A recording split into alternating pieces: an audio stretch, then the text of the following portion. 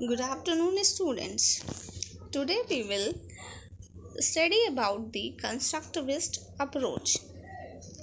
Constructivist approach को पढ़ने से पहले फर्स्ट ऑफ ऑल हम लोग अप्रोचेस के बारे में थोड़ा सा जानेंगे कि what is approach. In classroom teaching, approach is a set of principles, ideas and believes in the nature of learning. Complete teaching learning instruction और लर्निंग को कंप्लीट करने के लिए जिन जिन चीज़ों की ज़रूरत पड़ती है, फॉर एग्ज़ाम्पल हमारे teaching methods, the role of the teacher, student role, curriculum and different more activities like cocurricular activities, ये सब इंक्लूड करके कि हमारा पूरा टीचिंग लर्निंग इंस्ट्रक्शन, हमारा क्लासरूम जो है, हमारी लर्निंग कैसे कंप्लीट होगी, सब का डिसीजन जो है कंप्लीट जो होता है अप्रोच पे निर्भर करता है. There are different types of approaches. इसी में डिफरेंट टाइप्स में the first one is constructivist approach. Approaches बहुत सारी हैं. फर्स्ट हम लोग डिफरेंट टाइप की अप्रोचेस को भी डिस्कस करेंगे, बट टुडे हम लोग आज इस वीडियो में कंस्ट्रक्टिविस्ट अप्रोच के बारे में पढ़ेंगे. So let's begin. जैसे कि हम लोग जानते हैं कि इन पास्ट टाइम जो स्कूल होते थे, जो वो होते थे, हमारे अप्रोचेस होते थे, जो सेटअप होता था हमारा टीचिंग लर्निंग इंस्ट्रक्शन का, वो टीचर सेंटर्ड होता था. यानी कि पूरी टीचिंग लर्निंग का जो बेस होता था, जो मेन फोकस होता था, वो हमारी टीचर्स पे होता था. ठीक है. But when psychology introduced in education, जैसे ही मनोविज्ञान का जो था प्रयोग जो है शिक्षा में होने लगा, उसके साथ ही ये जो शिक्षा थी वो बाल केंद्रित हो गई, चाइल्ड सेंटर्ड हो गई. इसी में डिफरेंट अप्रोचेस जो हुई वो इंट्रोड्यूस हुई, और इसमें जो सबसे फेमस अप्रोच की अगर हम बात करेंगे इसी में, तो that is constructivist approach. Constructivist approach है. कंस्ट्रक्टिविस्ट अप्रोच भी बेसिकली दो तरीके की मानी जाती है. हम उस पर बहुत फोकस नहीं करेंगे, हम ये समझेंगे कि what is the meaning of this constructivist approach. Constructivist approach, जैसे कि मैंने अभी आपको बताया, इस लर्नर सेंटर्ड. जो कंस्ट्रक्टिविस्ट अप्रोच है वो लर्नर सेंटर्ड अप्रोच है. और इसमें क्या होता है कि कंप्लीट जो पूरी टीचिंग लर्निंग इंस्ट्रक्शन है, टीचिंग लर्निंग जो चलती है हमारी, वो हमारे लर्नर पे क्या होती है, फोकस करती है. यानी कि सारा काम जो हमें करना है वो अपने स्टूडेंट की ग्रोथ के लिए करना है. एक बात का ये जो है बहुत ज़्यादा फोकस करती है. एक तो फर्स्ट ऑफ ऑल हमने देखा कि हमारे लर्नर सेंटर्ड अप्रोच है ये. सेकेंड वन इज़ कि ये सोशल इन्वायरमेंट को बहुत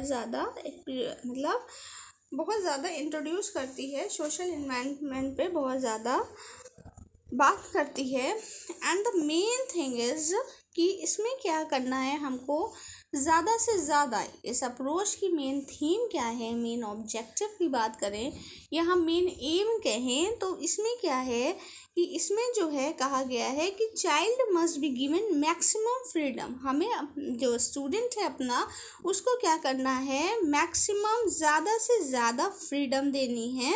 किस चीज़ की, टू कंस्ट्रक्ट हर और his knowledge in the environment, कि वो अपने इन्वायरमेंट से ज़्यादा नॉलेज कंस्ट्रक्ट कर सकें. जैसे कि अभी मैंने आपको ये बात बताई थी कि पास्ट टाइम में हमारी जो टीचिंग लर्निंग जो इंस्ट्रक्शन था वो बेस किस पे कर रहा था, टीचर पे बेस कर रहा था. तो उस वक्त पे जो अगर हम लोग ये कहें कि एक खाली स्लेट के कैसे हम लोग कहते हैं की तरह स्टूडेंट को माना जाता था, और टीचर जो था जो कुछ भी सिखा देता था अपने स्टूडेंट को, टीचर का वही कहा जो होता था स्टूडेंट सीख लेता था। But now days when this constructivist approach introduced, जब से ये कंस्ट्रक्टिविस्ट हमारी अप्रोच है इंट्रोड्यूस हुई है, तब से क्या हुआ कि ये चीज़ को माना जाने लगा कि टीचर का रोल क्या हो जाएगा, एज अ फैसिलिटेटर का हो जाएगा। टीचर कैसे रोल प्ले करेगी, एज अ फैसिलिटेटर का रोल प्ले करेगी, और स्टूडेंट को क्या दिया जाएगा, मैक्सिमम फ्रीडम दी जाएगी कि वो उसके लिए ऐसी अपॉर्चुनिटीज़, ठीक है, टीचर जो है अपने स्टूडेंट के लिए ऐसी अपॉर्चुनिटीज़ बनाएगी, ऐसी अपॉर्चुनिटीज़ कंस्ट्रक्ट करेगी कि स्टूडेंट जो होंगे वो ज़्यादा से ज़्यादा नॉलेज को अपने इन्वायरमेंट से कंस्ट्रक्ट कर पाएगा। नेक्स्ट अब हम देखते हैं कि इसकी अगर हम डेफिनेशन देखें according to NCF, this is the definition given by NCF 2005. इन्होंने कहा है the constructivist perspective learning is a process of construction of knowledge. Basically जैसे मैंने अभी इससे पहले बताया कि मेन ऑब्जेक्टिव क्या है कंस्ट्रक्टिविस्ट अप्रोच का, कि process of construction of knowledge, यानी कि नॉलेज को क्या करना है, कंस्ट्रक्ट करना है, और लर्नर क्या है, एक्टिवली यानी कि खुद ही से सक्रिय होकर एक्टिवली जो है अपनी नॉलेज को क्या करेगा, कंस्ट्रक्ट करेगा। अब ये नॉलेज का जो कंस्ट्रक्शन होगा वो उसका बेस क्या बताते हैं, बाय कनेक्टिंग न्यू आइडियाज़, जो हैं जो भी न्यू आइडियाज़ का जो कनेक्शन होगा वो किससे होगा, हमारे पहले की एक्सपीरियंस से। जो हमारे एक्सपीरियंस होंगे, जो हम एक्सपीरियंस गेन करेंगे, जो हमारे स्टूडेंट्स एक्सपीरियंस गेन करेंगे, उस एक्सपीरियंस के थ्रू जो हमारी नॉलेज कंस्ट्रक्ट होगी वो होगी हमारी न्यू नॉलेज या न्यू आइडिया। अब ये कैसे होगी कि ये जो एग्जिस्टिंग जो आइडियाज़ कैसे आएंगे, वो आएंगे हमारे डिफरेंट एक्टिविटीज़ से, ठीक है। जो टीचर होगी जो एक्टिविटीज़ प्रोवाइड कराएगी, या उनको जिन भी एक्टिविटीज़ में जब लगाया जाएगा तो उससे उनके नॉलेज जो आइडियाज़ होंगे वो कंस्ट्रक्ट होंगे, और क्या होगा, बेसिकली उन आइडियाज़ से वो अपनी नॉलेज को कंस्ट्रक्ट कर पाएंगे। Hope you all understand this. Okay, अब हम नेक्स्ट देखते हैं। अगर हम इसको एक सिंपल वे में समझना चाहें तो हम इस डायग्राम के थ्रू भी इसको समझ सकते हैं कि कंस्ट्रक्टिविस्ट अप्रोच क्या है। द फर्स्ट वन इज, जैसे कि आप इस पे देख पा रहे हैं कि knowledge is constructed not transferred, यानी कि जैसे मैंने अभी आपको बताया कि नॉलेज क्या है, कंस्ट्रक्ट की जाएगी। स्टूडेंट जो है अपनी नॉलेज को खुद बनाएगा, ना कि टीचर जो होगी वो अपनी नॉलेज को स्टूडेंट में ट्रांसफ़र करेगी और वो उसको अडॉप्ट कर लेगा, ठीक है। तो हमें क्या करना है, नॉलेज जो है हमारे इस अप्रोच में ये कहा गया है कि स्टूडेंट जो है वो नॉलेज को उसके अंदर ट्रांसफ़र नहीं की जाएगी, बल्कि क्या करेगा, स्टूडेंट उस नॉलेज को कंस्ट्रक्ट करेगा। Let the people be active and do tasks, then lets them construct their own knowledge, ठीक है। इससे आप समझ गए होंगे, 3 चीज़ों पे फोकस किया गया। तो फर्स्ट वन इज़ कि नॉलेज क्या होगी, कंस्ट्रक्ट की जाएगी, ट्रांसफ़र नहीं की जाएगी।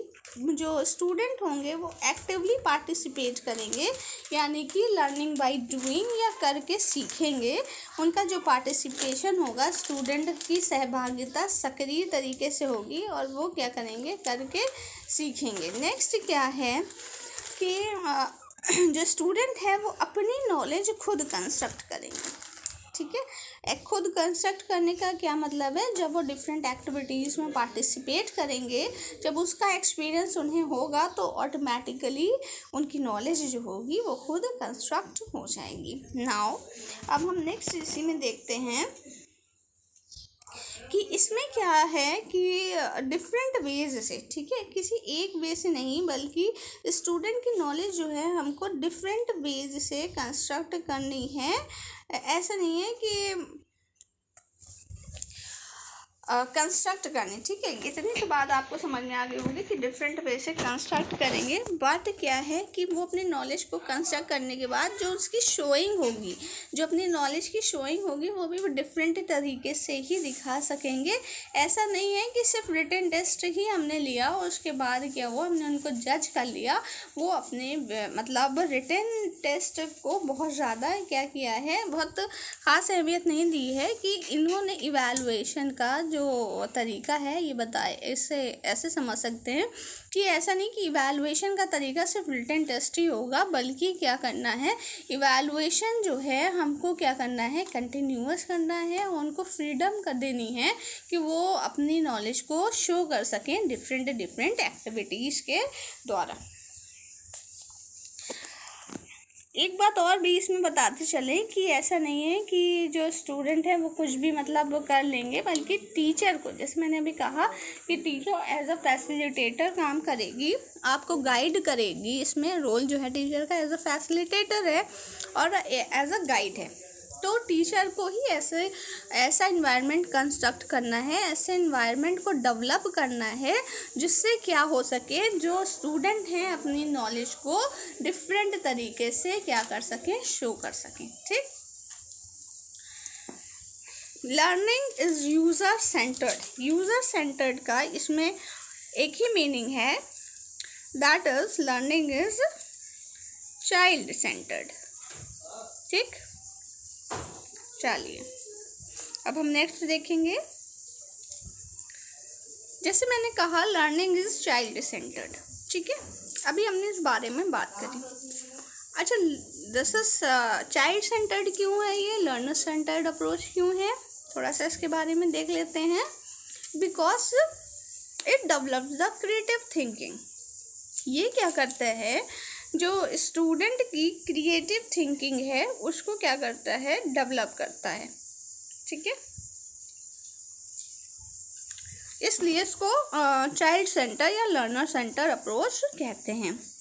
इंडिपेंडेंट थिंकिंग, ये स्टूडेंट में जो वो चाहें सोचें, जो देखें, जो समझें, यानी कि ऐसा नहीं कि हमने आप पे थोप दिया, आप मतलब किसी और पे डिपेंडेंट है अपनी सोच के लिए। आप इंडिपेंडेंटली सोचते हैं, उसको क्रिटिसाइज़ करते हैं, उसको एनालाइज करते हैं, उसको सिंथेसाइज करते हैं, फिर उसका इवैल्यूएशन निकालते हैं। यानी कि आप अपनी थिंकिंग को, अपनी नॉलेज को कंस्ट्रक्ट करने के लिए इंडिपेंडेंट हैं। डेवलप सेल्फ लर्निंग, इससे क्या होता है, हमारी सेल्फ लर्निंग की जो एक्टिविटी है, जो अंदर से फीलिंग है सेल्फ लर्निंग की, वो क्रिएट होती है। बिकॉज जो हमारी डिपेंडेंसी होती है टीचर पर, वो क्या होती है, कम होने लगती है। हम लोग खुद से करके, ठीक है, जैसे खुद से करते हैं हर चीज़ और खुद से करके सीखने की कोशिश करते हैं। ऑब्जर्वेशन, हम किसी चीज़ को देखते हैं, ऑब्जर्व करते हैं और उसको करने की कोशिश करते हैं। इससे क्या होती है, लर्नर्स की क्यूरोसिटी जो होती है, वो जिज्ञासा जो होती है वो बढ़ती है। It's create the problem solving skill, ये समस्या समाधान जो है, जो स्किल है स्टूडेंट्स के अंदर समस्या समाधान करने की, उसको क्या करता है, डेवलप करता है। कैसे डेवलप करता है कि जो भी कोई प्रॉब्लम्स होती हैं, उन प्रॉब्लम्स से अगर स्टूडेंट्स खुद रूबरू होंगे, उन प्रॉब्लम्स को अगर खुद फेस करेंगे, तो उनके अंदर समस्या का समाधान करने का जो हौसला है, जो डेवलप करने के लिए के तरीका है, वो उनको आएगा। प्लान एंड एग्जीक्यूट प्रोजेक्ट्स, उनको किसी भी प्रोजेक्ट पे काम करना, उसको एग्जीक्यूट करना, उनको प्लान करना, ये सारी चीज़ें उनको आएंगी, ठीक है। इसलिए क्या कहलाती है, ये जो अप्रोच है, बेसिकली ये अप्रोच लर्नर सेंटर्ड अप्रोच कहलाती है।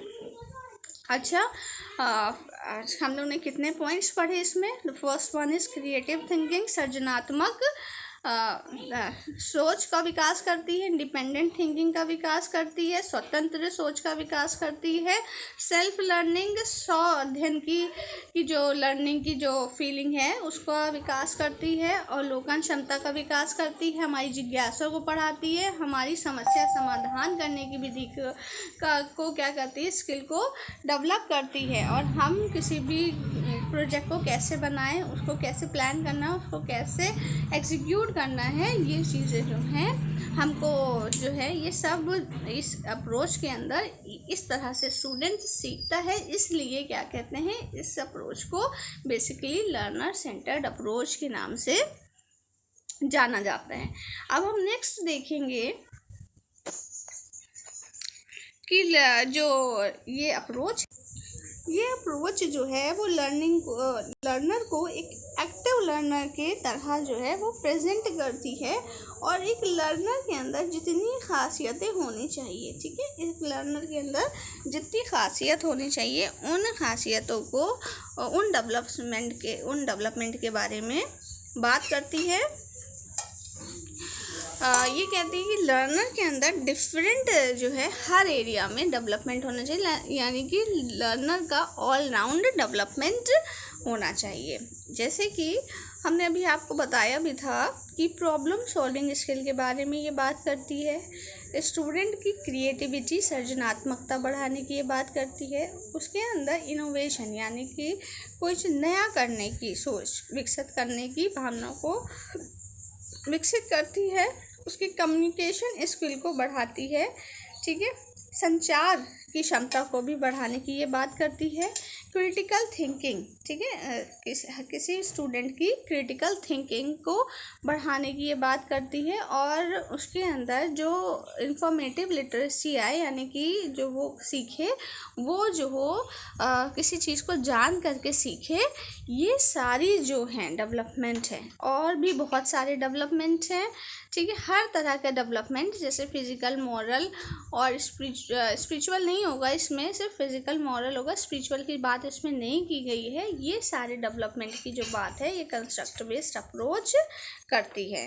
अब हम देखेंगे, अगर हम एक एग्जाम्पल से समझना चाहें तो हम देखेंगे इसमें कि अगर हम एग्जाम्पल की बात करें करप्शन की, तो हम सोशल साइंस का टॉपिक जो है, जैसे हम करप्शन की बात करें, उसके ऊपर कैसे जो है कंस्ट्रक्टिविस्ट अप्रोच के थ्रू इसमें करप्शन को हम स्टूडेंट से वो पढ़ा सकते हैं। तो सब फर्स्ट ऑफ ऑल हम लोग क्या करेंगे, क्लास में डिस्कस करेंगे।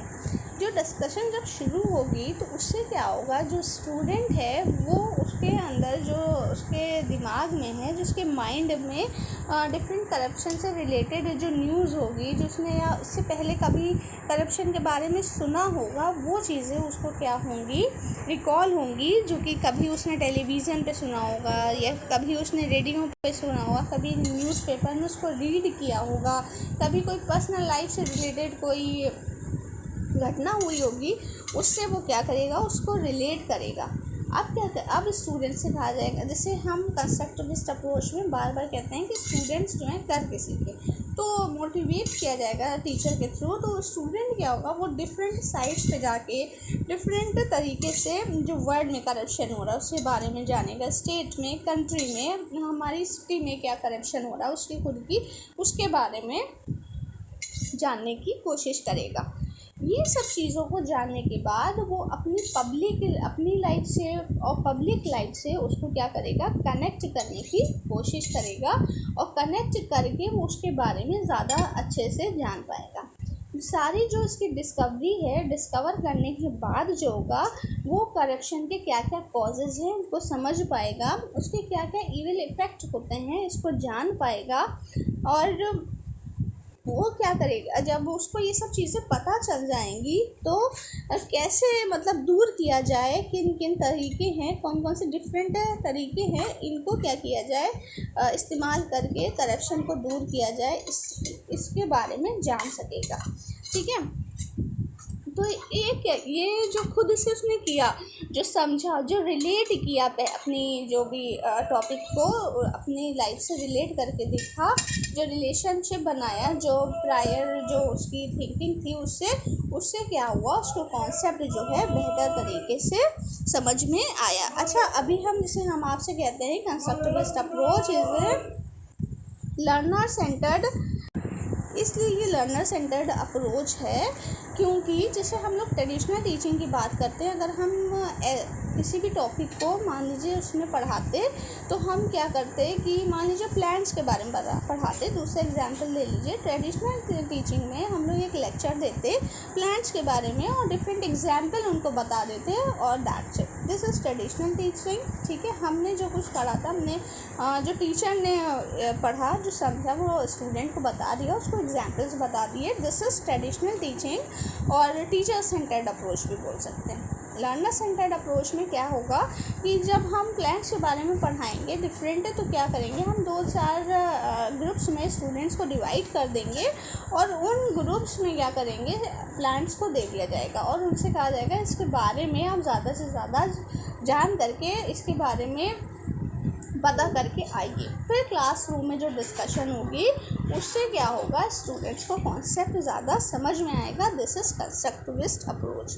अच्छा, सोशल साइंस की अगर हम बात करें तो सोशल साइंस में और भी चीज़ें मतलब कॉन्सेप्ट हैं जो इसके थ्रू ज़्यादा ईजीली पढ़ाए जा सकते हैं। That is natural calamity, gender inequality, unity in diversity, multi cultural living, बाल श्रम, चाइल्ड लेबर,